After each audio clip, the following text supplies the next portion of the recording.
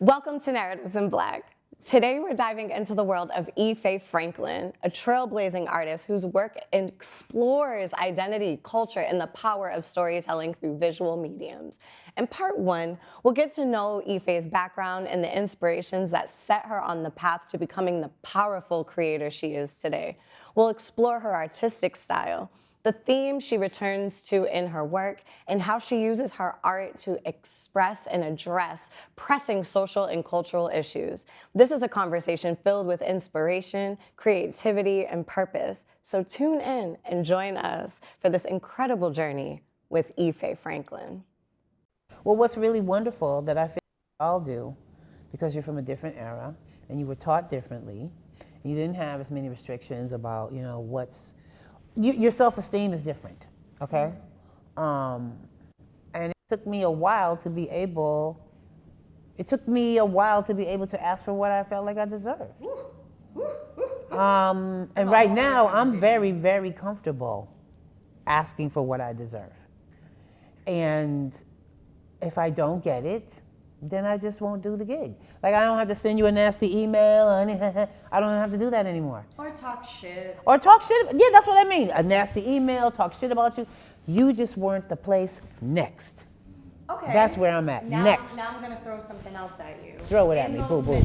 In those moments. I said in those minutes. In those moments. Mm-hmm. Because you're such a community activist in this community. You are not only an activist in everything that you do as far as your art, as far as who you are as a person, but you are also active in the community.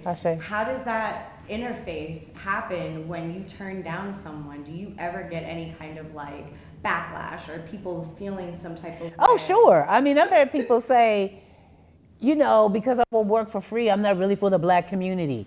Yo, I gotta buy groceries. And at this stage of the game, look, I'm older, everything is different, honey. The digestion, what you can eat, when you can eat, all of that stuff. I gotta buy my vegetables. I gotta put them in my juicer. That shit ain't cheap. It's not. Okay, like to take care of myself so I can stay out of the doctor's office. Because I'm not trying to be that senior. Okay, I'm really not. So if it's not for me, it's not for me. Next, this is what it cost. Yesterday's price is not today's price. You hear me? I have changed the prices on my website. And people need time to adjust. Yeah.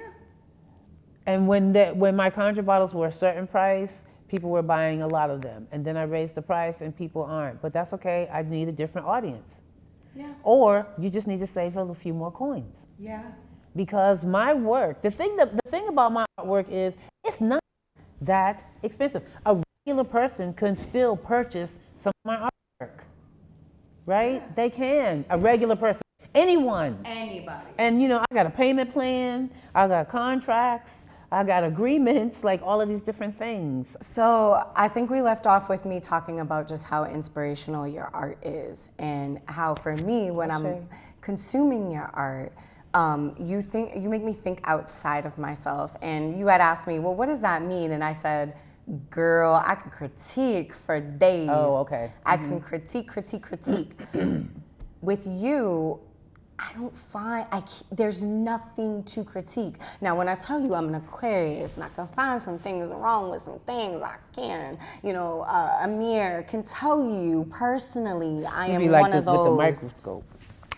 I've been hypervigilant based on my childhood and how I was raised, but I don't think it's necessarily a negative thing. I just think that I want to fine tune, if you will. If there is something that could be more improved on, I'm always looking for ways to make it bigger and better. So with that being said, when you were talking about being inspired by our generation and how I told you, I feel like not only are you a part of that, I hope that you, after I say this, I hope you start thinking like that. Oh, I don't feel not a part of it. Okay. I feel very welcomed, and I'll just go up in the cut. Like, I'm just like, and I don't think about I was thinking about that this morning. I know what my chronological age is, but I don't feel like that. Even with the different things that I'm contending with that are just changes in my health. I'm meeting those changes, not challenges, I'm meeting those changes.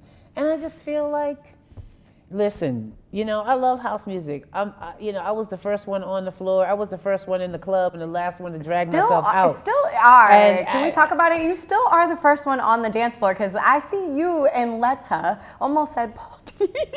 You can say Paul D. Paul D. When I love people, that's the Southern in me. I give people nicknames. You and Letta will dance wherever, however, whenever, and I love that about y'all. I've had so many issues with feeling comfortable in my body, you know, with my thick self. Okay, thicker than a Snicker. You know, it's not always been in. Yeah. See, this is the thing about living longer. It wasn't cool to be thick. Oh, I know that's when right. I was coming up. Now it is. And even now, some of the things that I see people wearing, I'm like, but I'm thinking, if she can wear that, I can. Absolutely. And she's beautiful. Absolutely. And she knows who she is. So it's just been, I've learned so much, and I love my friends, I love my intergenerational connections.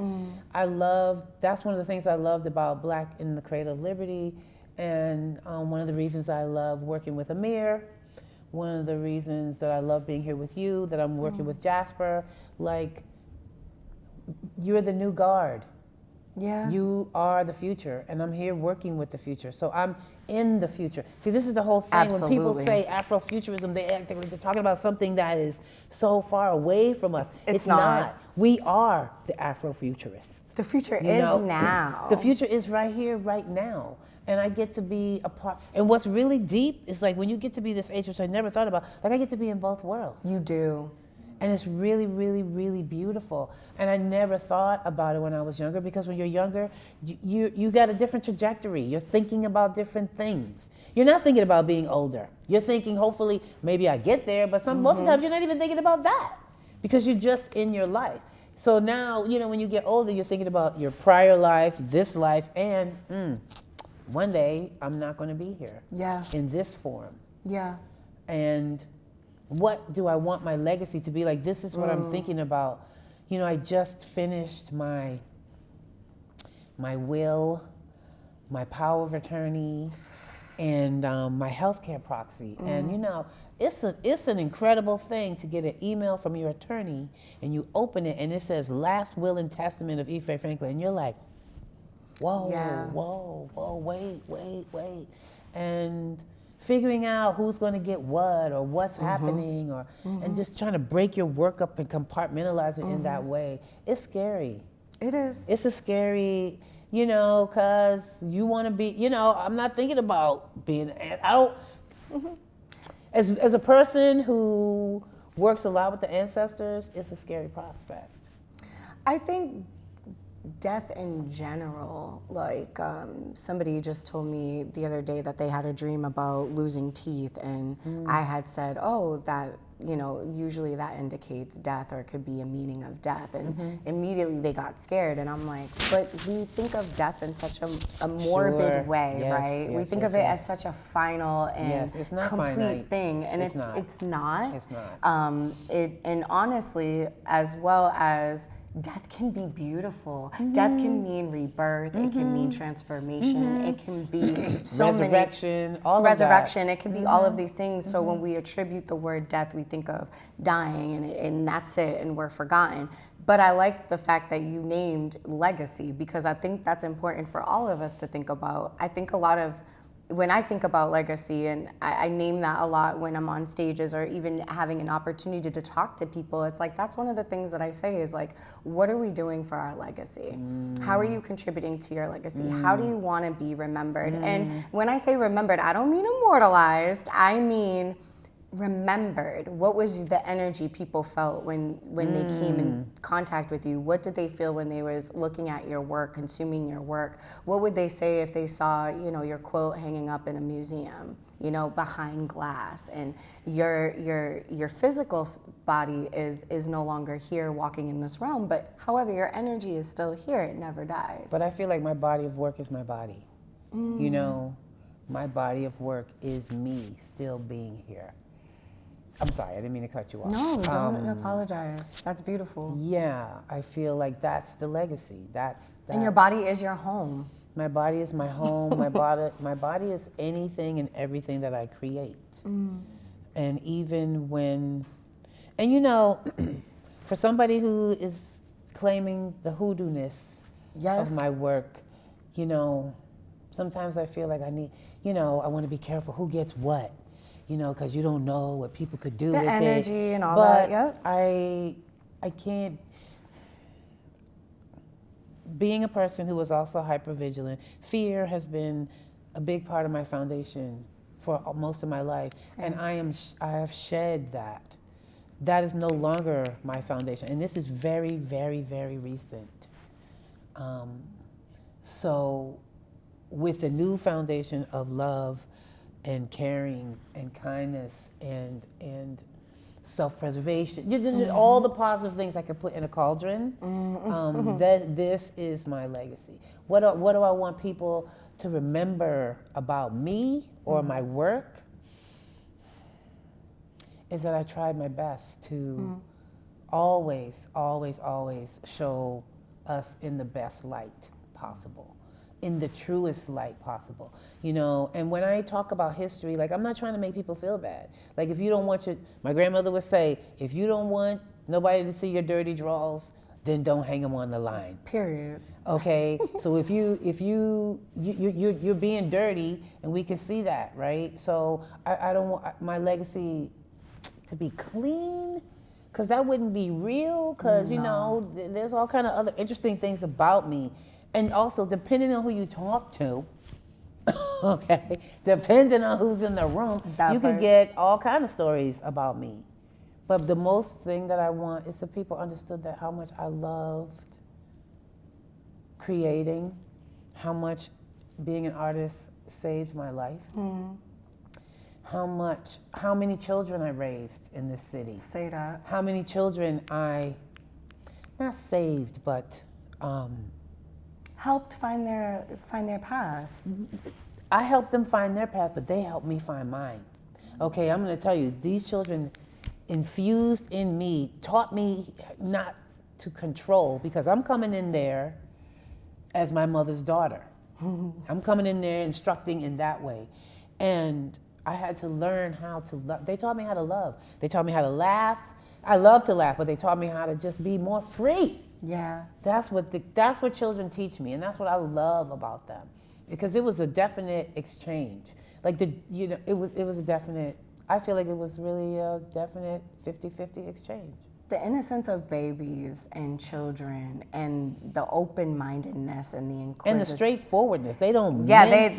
They will say it straight to your face. Why are you wearing that? Right. Why your stomach hang out like that? Are you pregnant? Do you have a pimple on your face? Oh my God. No, they're so. But I love that, because it reminds us that we are constantly conditioned and programmed to not be authentically ourselves. Sure. I remember the first time I thought about this the other day.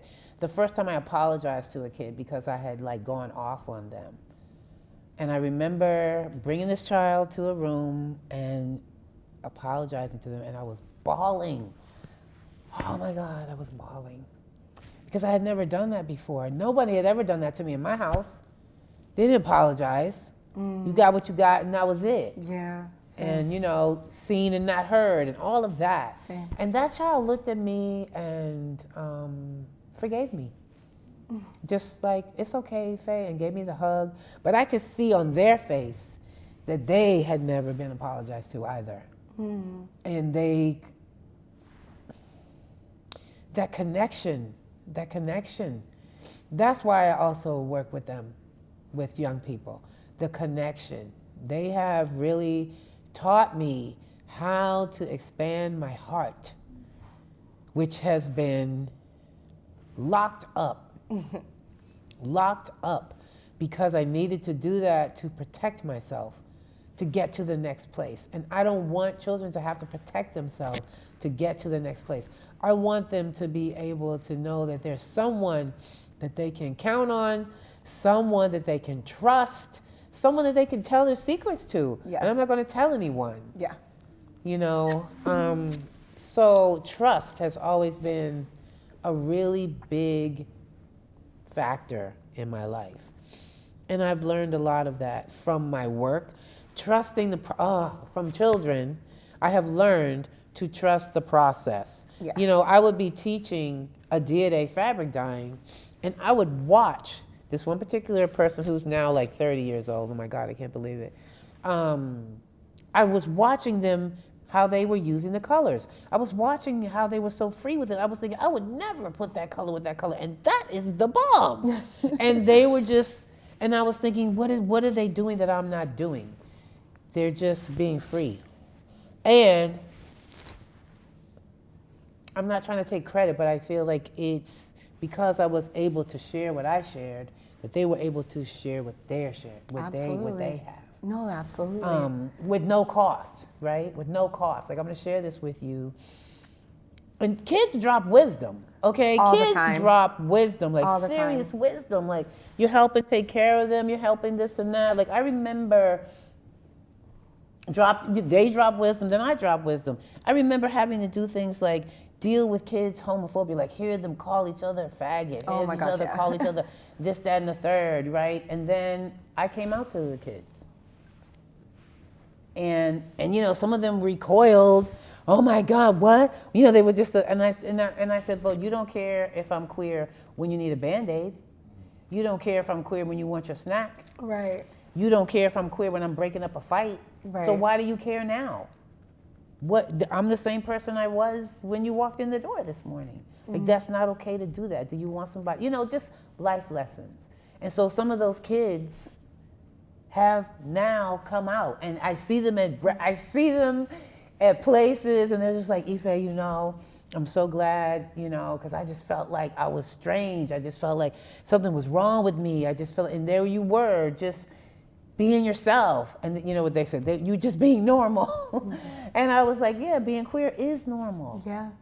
I mean, what a beautiful, first of all, thank you for sharing all of that and being super transparent, because I too resonated with what you said as far as like these kids and not being able to be apologized to, and being able to, there's so much power in what you just said. And I think that's another reason why a lot of us are gravitating towards education in youth, is because okay, bring it back. I feel like we sometimes lose like that inner child. And that connection, especially like the things that we have been through in our lives, the experiences we've been through, the hardships that we have been through.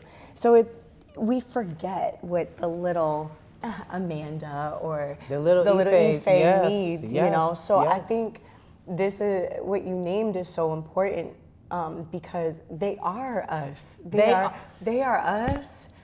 They are us. They are us. And they're so beautiful, and we can learn so much. And I think that's another thing why they're so beautiful, is because they remind us that they're going to be us. And who did we need when we were that age? The mentors the people who paid attention to us in high school, the people at the place who taught me photography, you know, the different mentors that I've had, like people who paid attention to me, people who could see my light and not think I was a freak. Like, oh my God, like, you know, I was so shunned. Or the trust. Oh, because when you named trust, that's when the waterworks really came down. Because it's one thing not to be apologized to or not receive that at home, but to get that treatment outside of your home. Where is safety? What does protection and safety look like? And like you said, I think that's one of the things that we provide. Yes, we provide love, we provide safety, we provide protection, we provide art. You know, we provide a portal for them to walk through. That's what somebody gave me. You know, photography saved my life.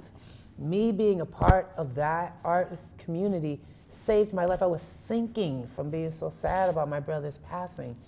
And the ancestors led me. You said to that table, and ever since, you've been doing the work. That's it. I really do pay attention to the things that you be saying. Thank you.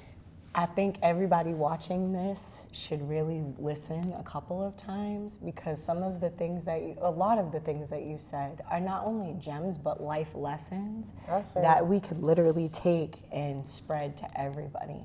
I really love who you are as a person, and even in this conversation, I'm like, this is a mirror. Like, I'm looking at your nose ring and it's on the, like, she is me and I am her. And I love that about you. I love that about you. I love what you do for all of us. This is not just for me or for the youngins. This is for everybody.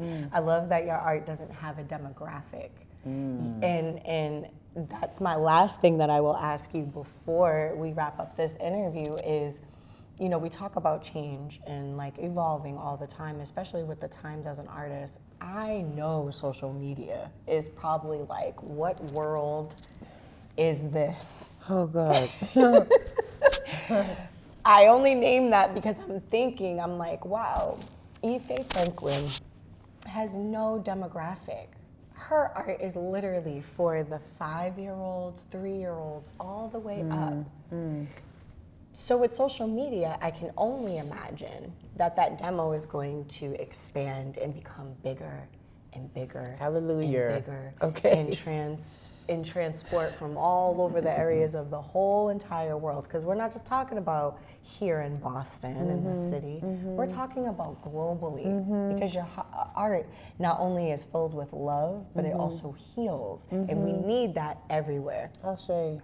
How do you plan, or what are some of your ideas on being in this age where social media is a thing and you have to now show yourself in front of social media people? Well, I mean, it's been an adjustment. And I will say the work that I'm doing with Amir is elevating. You know, I've been doing the work. And there's this entire time. I've been doing the work. I've been doing what I can, what I know how to do. I always just pray to stay open, because I know how I can put up a wall.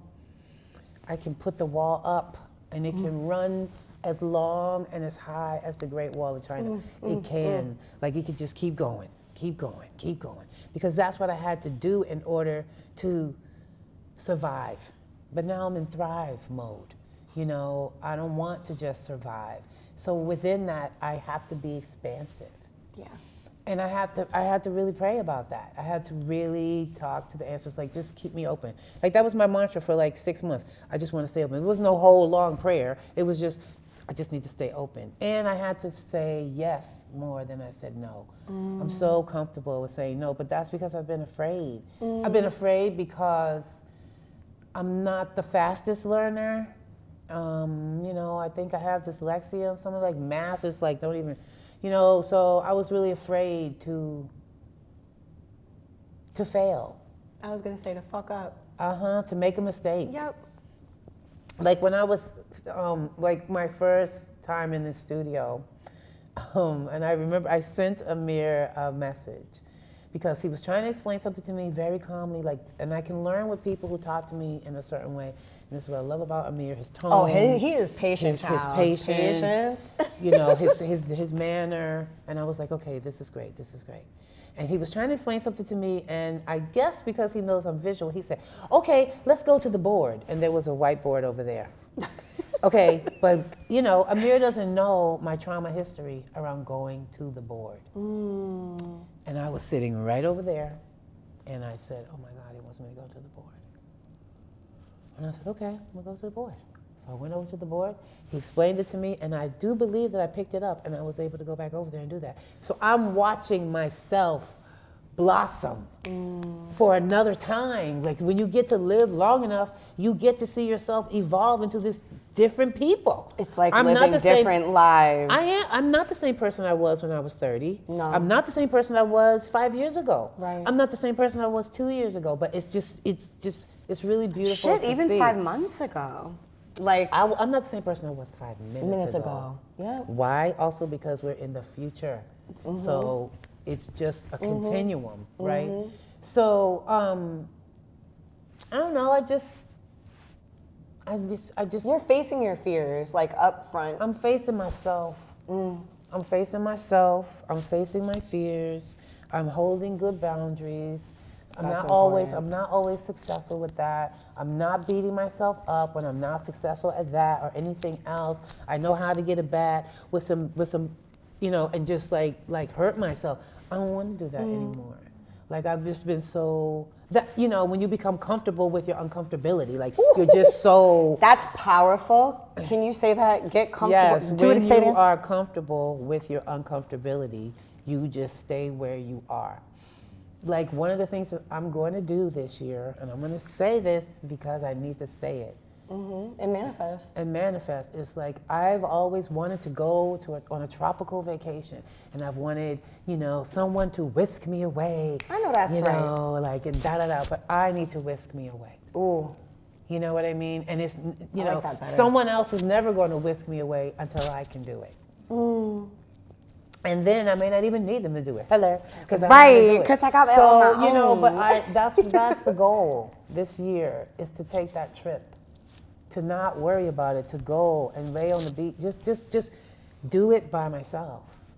And there are times when I'm tired of doing things by myself. I've been married, divorced, all of that. And sometimes I feel like, oh my God, I wish I had a boo.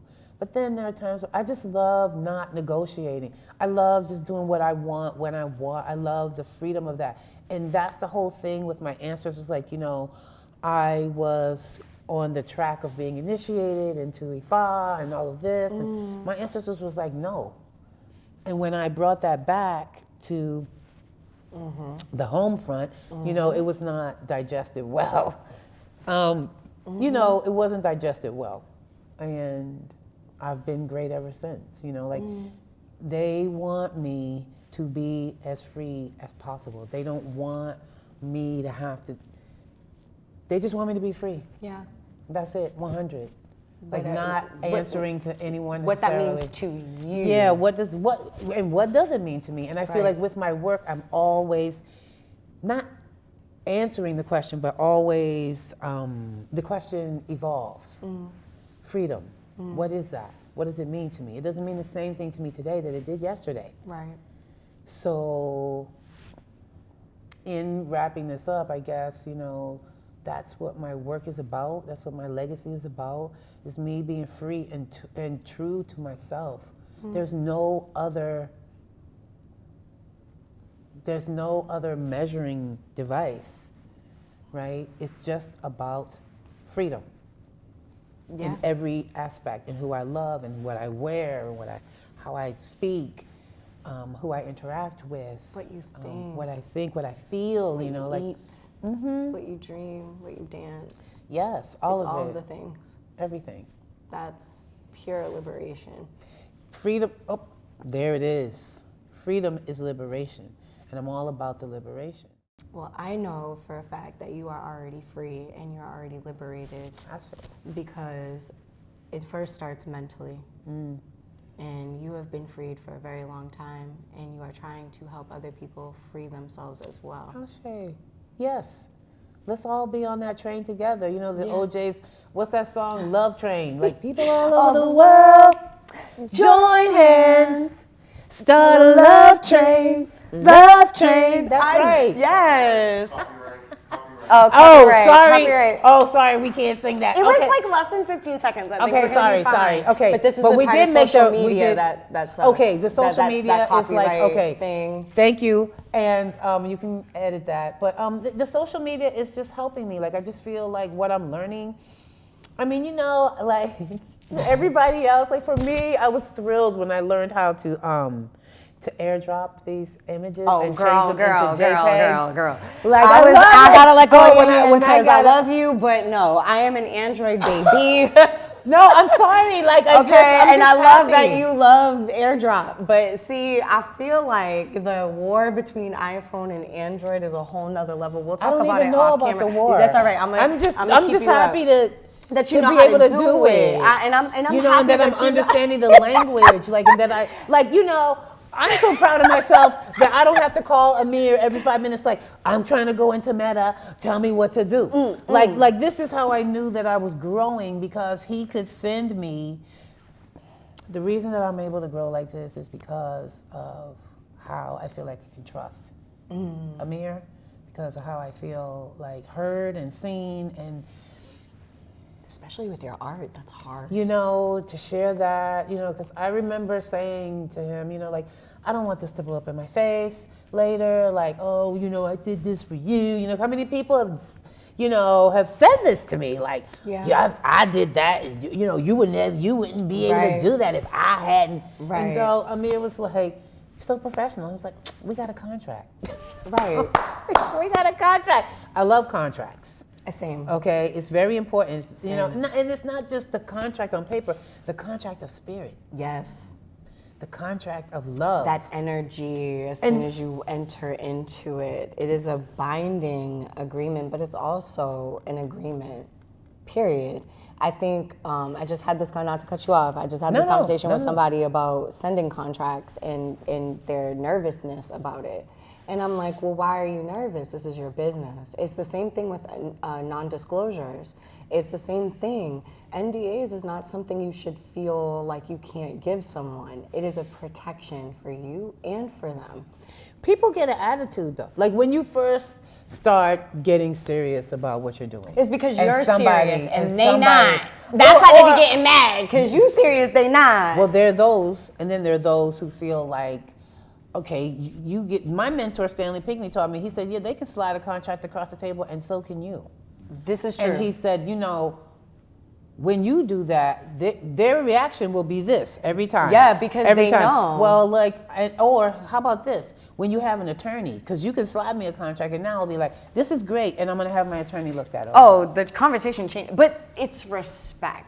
And this is my thing. I feel like things like that is a level of respect. It's letting someone know that they're not trying to play you, they're not trying to play with your time, even though contracts still sometimes people can play you, but most of the time, it is like it's a binding document. It's a serious and agreement. You understand that it's that it's serious. And now there's legalities attached to it. This is really adult things that we are doing here. And you know, my thing is when people shudder about a contract, or even when someone wants to buy a piece of artwork from me, it doesn't just stop at the payment. Before you even make the payment, I say to them, I have an agreement that I want you to look over.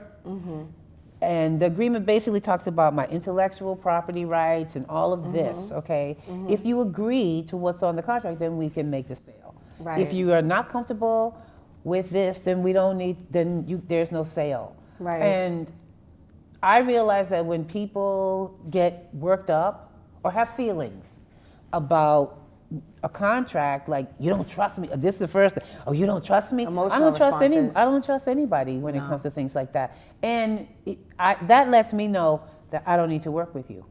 That lets me know that you don't respect my time.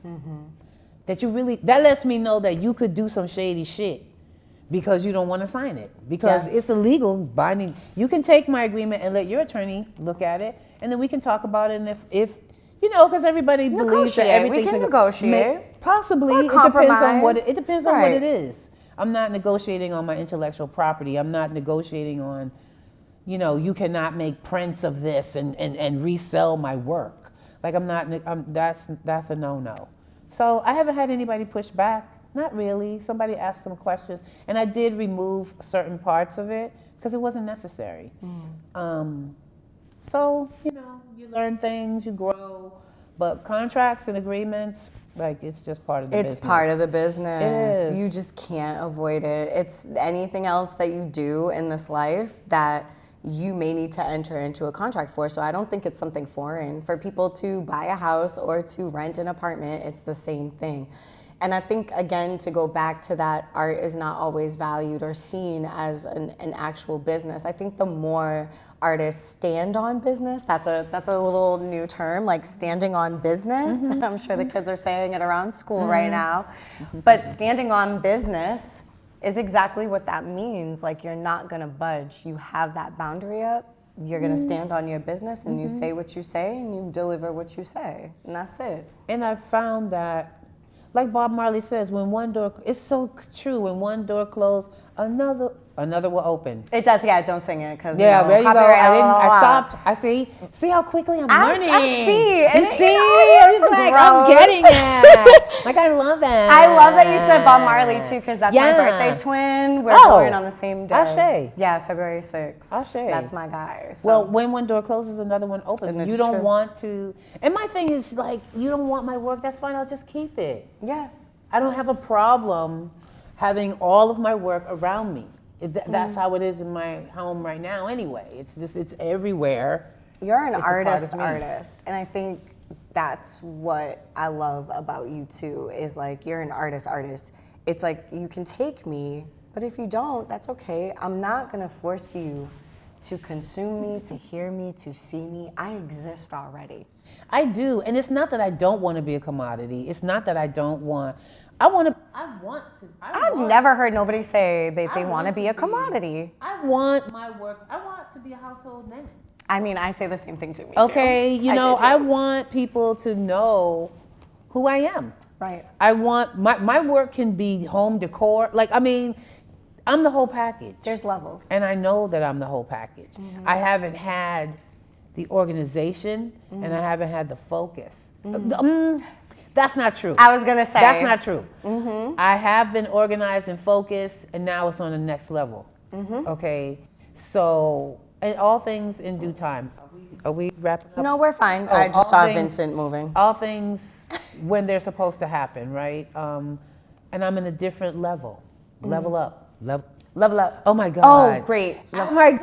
I was about to sing love it too. Sing everything. No, same too. When is your birthday? What's your sign? Okay, what's my sign? Yeah, what's okay, your now we sign? get into the fun stuff. What's my sign? I was born on 4/20. Oh, get out. You're an Aries? Well, 4/20 is right on the cusp. Cusp of Aries. So and I like to say Aries Taurus. Taurus. But I have a nephew, because, you know, I'm everybody's aunt nowadays. My nephew says... You're for real nephew though. No. Oh, just- I mean, my nephew, I don't have any relatives in Boston. So all of my nieces and Okay, nephews okay. are my... I get you. Look, you're my niece, even I though mean, you know. right, I ain't it's gonna just call you we're auntie, fam. but I'm We're fam. We're family. You We're could. family. We're You know, it's a thing, but you could. So, like, oh my God, I just lost my train of thought. Oh my God. It's okay. I'm gonna bring you right back. Oh my God. What were we the talking? singing, and always like finding a tune in the singing, because we're. Oh, Aries, I'm an Aries. Yes. Aries. My nephew Sorry, says thank I'm a Taurus. He said, Auntie, you're built like a Taurus. You got a Taurus body. I was like, yes, this is true. And, you know, they woke me up one day at like 6 a.m. They were like, just come clean, Auntie. You're a Taurus. just admit it. And I was just sending all these messages back and forth. They said, see, you're a Taurus. Look how stubborn you are. You won't even like admit to defeat. You know what's crazy though is like Aries is a fire sign and Taurus is an earth sign. Yeah, it's a very nice It's a nice balance. Oh. I feel like your Aries is very, like, that's why I asked, because I'm like, you're really, really passionate. I'm also an Aries moon. So that's why I'm like, I see some of the similarities even in our personality. I'm like, this makes sense. But then the Taurus, it's like, it's very grounding. It's very it nurturing. really mellows me out. It's very like, But then the Aries is like, I could see that's where the creativity, the passion, the energy, the being out here all the time and the dancing in the street and letting I could see the Aries being a lot of that, and the Taurus kind of being like, I'm chilling. The Taurus is really Like, I'm just chilling. landing up front since I've gotten older. Interesting. And I really like that. I like this part of me that's not living and breathing on my anxiety. Oof. Okay, and Aries energy can eat anxiety. Can Yep. just, you know. And the overthinking and Oh, overanalyzation alone will give you yes, headaches yes. for days. Yes. So the Taurus, and I really feel like the Taurus has saved my ass in Yeah. a lot of I bet. instances. And so has the Aries. It just depends on the instance. You know, like I said, there are people in this town who love me a lot, and there are some people in this town that don't. And I mean, that's just the ebb and flow of things. You know, and I'm not losing sleep about that, because I have artwork to make, and connections and collaborations. And when there's 8 billion amazing, brilliant human beings walking the earth, it's like, why focus on the connections that are not connecting? I'm gonna go connect where it connects and makes sense.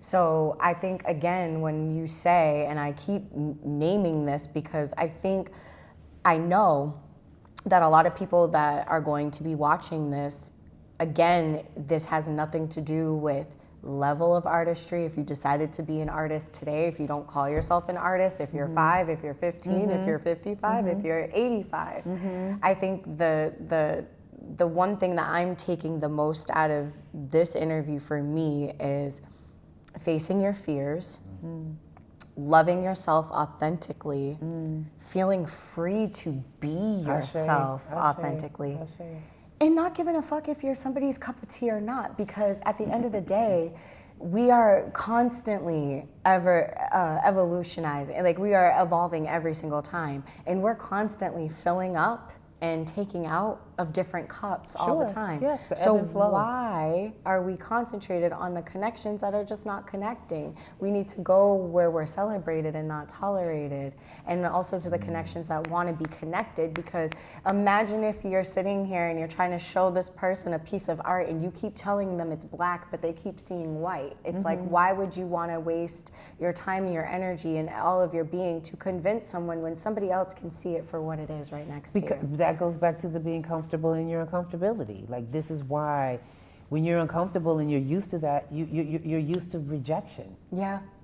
You know, and then to come to the realization, okay, so that blows your mind. When you come to the realization, you're like, what have I been doing all this time? And just try not to beat yourself up, and then move on. Yeah. You know, just move on. Okay, that's what I was doing then. I'm not doing that then. I'm doing this now. And the comfortable and uncomfortability is so powerful too. Not just in the uncomfortability, but being comfortable still understanding that this is temporary.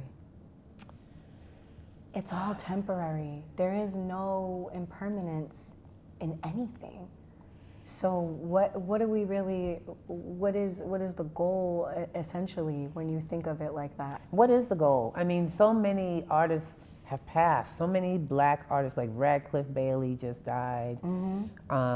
Rest in peace. I'm trying to think of this other brother. He's older, he's 88 years old. He's a sculptor.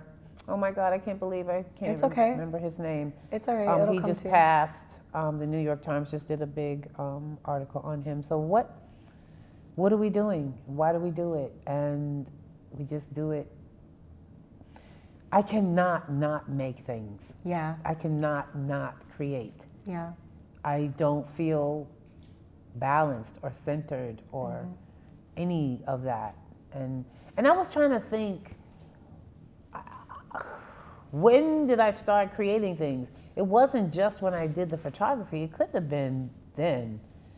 And I went home a few years ago and I saw some of my old playmates and, you know, some of these, well, they're men now, these people who were boys when I was a girl, right? And I really liked these people. And so a couple of them showed up because, you know, oh, she's in town, da, da, da, da. So we went to my friend's backyard like we did, and we were sitting back there. We're older, they're drinking and smoking and all this stuff. And they put one of these people on the phone. And I hadn't talked to this person since I was little, but they wanted to talk to me. And they said some of the most interesting things about me. When I was young, I felt bullied, I felt not seen, and all of that. And he said, I'm so proud of you. And I was like, whoa. He said, I'm so proud of you, and it makes so much sense that you're an artist. And I said, it does? Why? He said, because you were always different. He said, even in elementary school, you were different. You walked your own beat, like you weren't like everybody else. And I said, yeah, but I got so bullied about that. And he said, well, you probably did, but you know, we were kids and we were dumb. We didn't know. He said, but I saw you. And it makes absolute sense. Where you're at today? Yes. And I will never forget that. Like, I almost dropped the phone. That's beautiful. Yes, because I haven't talked to this person in like 30 years. But that person saw me. They saw my spark. Even when I was wandering around and I felt so alone. So alone. so misunderstood, so taken advantage of, so like, you know, I was a thick kid, so, you know, I got teased all the time for being fat. And then I look at my pictures when I was little, I was thinking I wasn't fat. I was thick, but I wasn't, like, it was just horrific. And someone said that they saw me doodling all the time. Like all the time, like making these drawings. And this person that I was dating in high school, I was doing my doodles, and he said, because he was in the same photography group that I was in, he said, I know that you're really great at photography. He said, but I think the drawings are going to be the thing. And at that time, I was just doing it with ink on white paper. Like the way my drawings are now, I didn't think about it. And then I put that away for many, many years, and then it started up again once I came to Boston. So this was in high school when I had this conversation with the person about the drawings. And I didn't start doing them until I was at School of Museum of Fine Arts. I didn't start redoing them. And I haven't stopped. And I am getting a lot of traction around the drawings right now. Multiverse. I love being multidisciplinary. Like I'm the whole package, and I know that. But that was also a double entendre. Multiverse, meaning multiverse in different mediums and artistry, but also multiverse, meaning that you live in different universes that are echoing within each other, because you're saying how back when in high school, but that it didn't actually start, you didn't start drawing until you went to the MFA. And it's like, it's interesting because all of these spaces, because we believe in not only spirituality, but we also believe in multiverses and there being different planes and astrology and things like that. So it's really interesting to me that you still arrived even when you didn't know you were arriving. Because I was walking through the portal. Yeah. And it just took time for you to kind of make it all make sense now. But now you're like, oh, it's been here this entire time. This all makes sense. Well, this is the wonderment and the joy of being older. And it's really a privilege. You know, you hear people say that all the time. It's true, though. But it really, really is. Because if not, I wouldn't be able to have all these experiences. So I'm very, very, very grateful. Every day when I wake up, I'm like, thank you for letting me have another day. Thank you for letting me be here, and may I use it in the best ways possible. And a lot of the ways that I'm using it lately is to rest. Same. I need a lot of rest. Same. In order for me to do what I'm doing. Yep. In order for me to create, I need to rest. Absolutely. And a lot of that resting is germinating, sometimes I'm just in thought. Sometimes I just need stillness and I need quiet. Yep. And I need, so I can receive the downstreams, the downloads and the live streams, right?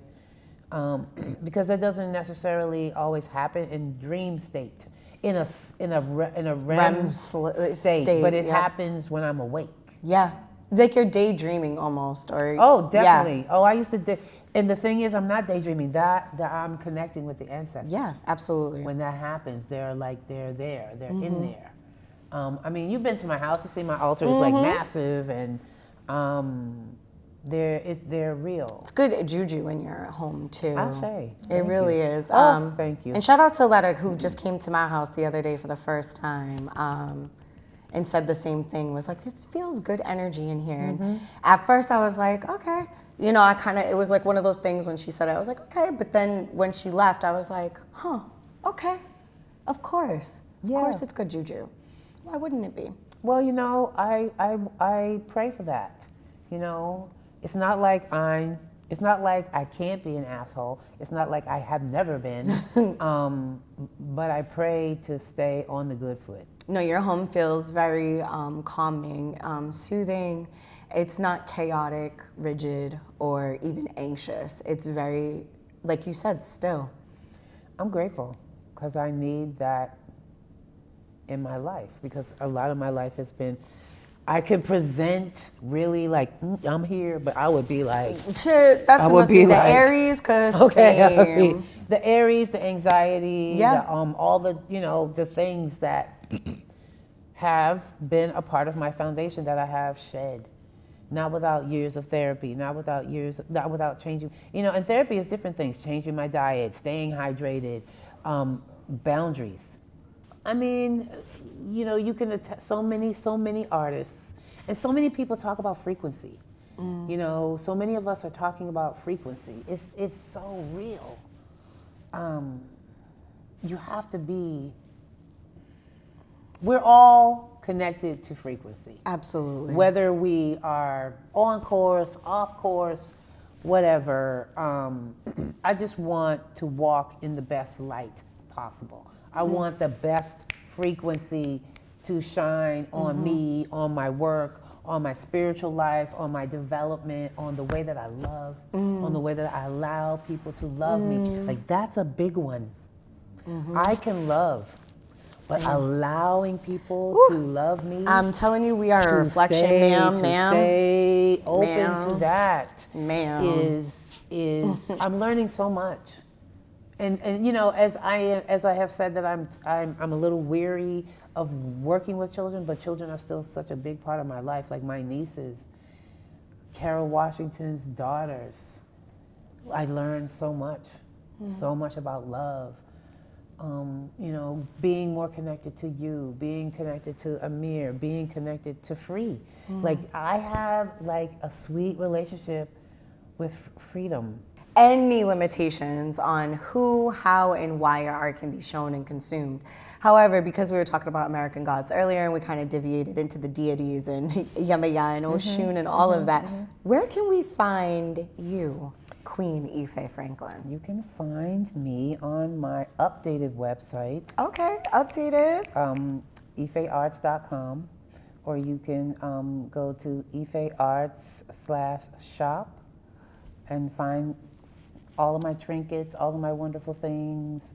You can find me across social media platforms, Ife Arts. Ooh, I love that. So everything Ife Arts. Well, yes. And if we want to buy something, we need to do ifearts.com/shop. Like today. Like today, I like love tomorrow, that. like for the new year, like forever. Period. Like, yes. And like I said, my work is reasonably priced. I have agreements. I have a payment plan. You need to own a conjure bottle. Like, it's the new year. You need to get your head right, get your space Absolutely. right. You need a copy of The Slave Narrative of Willie Mae. You need what I got. Absolutely. You are a one-stop shop for all historians, educators, art connoisseurs, ancestors, and spirit guides, hoodoo. I practice as well, so I love the fact that you've given me encouragement to show that type of the rituals that I do and the work that I do, because I was very, very sacred with it. So watching you and watching how you're educating people and creating the altar spaces and the pulpits for people to come and learn more has given me the inspiration to be like, you know what, I can show people this side. Now, you ain't gonna see my whole altar at my house, but showing pieces of the work. Sure. So I want to be afraid of we have been taught to be afraid of our traditional religions. This is and not also judged, right? Because sure, when I say I'm judged, spiritual everything. or people see my tattoos, they're like, "Ugh."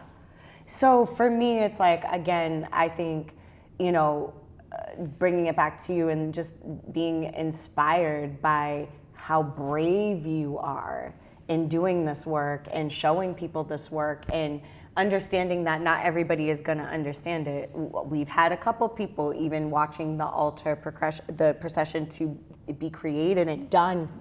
We had someone who was like, we shouldn't be doing this. And, they had those types of feelings. And I don't say it in that tone to kind of like mock them, but I just understand that that is an opinion and people have their own beliefs of whatever they want to believe in.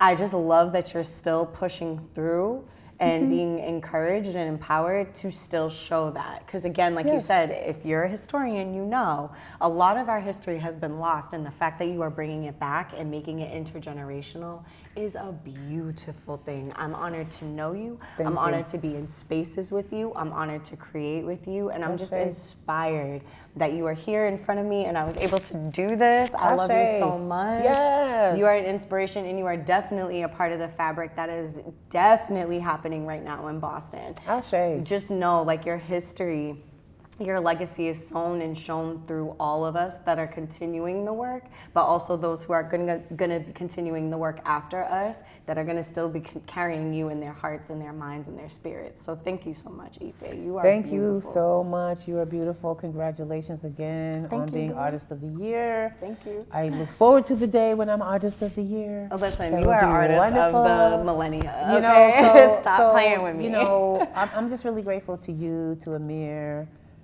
to Vincent, you know, to everyone who's putting their energy into uplifting my life. And it helps me to understand and know that I'm still viable. Absolutely. You know, I'm still here. Like, I'm learning new things. That's what I said the other day. It's like, you're never too old to like jump in here. And, you know, you got to have the right teacher. And I feel like I have that. And you have to be ready. And I'm ready. Ashe. We ready for you, Ashe. Man, I love you so much. I just gave me so much empowerment. I love you so much. And that's it, folks. Thank you so much for joining us. Peace We'll and be back later. love. Bye. Yay.